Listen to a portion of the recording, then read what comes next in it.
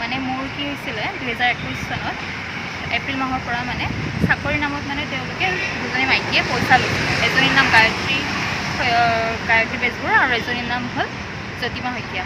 এই দুজনীয়ে মানে কৈছিলে যে পইচা দিয়া চাকৰি পাম, আৰু কৈছিলে যে হিমন্ত বিশ্ব শৰ্মাৰ তেওঁলোকে ৰিলেটিভছ হয়, CMৰ আলহী হয়, সেইকাৰণে তেওঁলোকে পইচাটো মানে দিলে চাকৰিটো দি দিব বুলি কৈছে, আৰু হেল্থ ডিপাৰ্টমেণ্টত দিম বুলি কৈছিলে।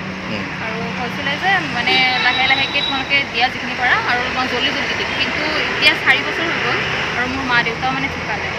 মানে দেউতাৰ লগতে কথা পাতিছিলে, মা দেউতা ঢুকাল, সেইকাৰণে এতিয়া মই গোটেই ঘৰখন চলাব লগা হৈছে আৰু ভণ্টি চাব লগা হৈছে। কিন্তু প্ৰব্লেম হৈছে কাৰণে এতিয়া মানে মই আইনৰ ওচৰতো গৈছিলোঁ। আজি মই FIR দিলোঁ, কিন্তু FIR দিয়াৰ পিছত আৰু এতিয়া মানে তেওঁৰ ওপৰত মানে কেছ কৰা হৈছে বাৰু। এতিয়া চাওঁ কি হয়। আৰু হেল্থ ডিপাৰ্টমেণ্ট পইচা খুজিলে কয় যে তোমাৰ মানে মোৰ দাদাজনেও মানে তেওঁক গালি পাৰিছিলে। দাদাজনকো ধমকি দিছে যে তুমি কিয় এনেকৈ মানে তাৰ মাজত মাতিবা আৰু তুমি সেই কৰিবা। কিন্তু চাবা, কিন্তু দুজনকে মই মানে ৱাৰ্ণিং দিছে, মানে কৈছিলে যে তোমালোকক কিবা বেলেগ কেছ মানে ফচাই দিম, আমাকে মানে থ্ৰেটেন কৰিছে এইজনী গায়ত্ৰী বেজবৰুৱা।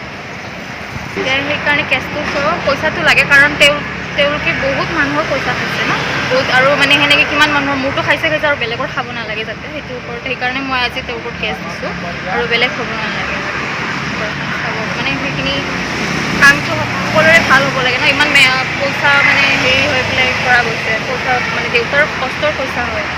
এতিয়া মোৰ দুজনী ভণ্টি আছে আৰু মই এতিয়া ঘৰত চাবলৈ কোনো নাই, সেইকাৰণে বৰ্তমান এতিয়া মই সেইটো হাত উঠাই মানে ষ্টেপ ল'ব লগা হৈছে।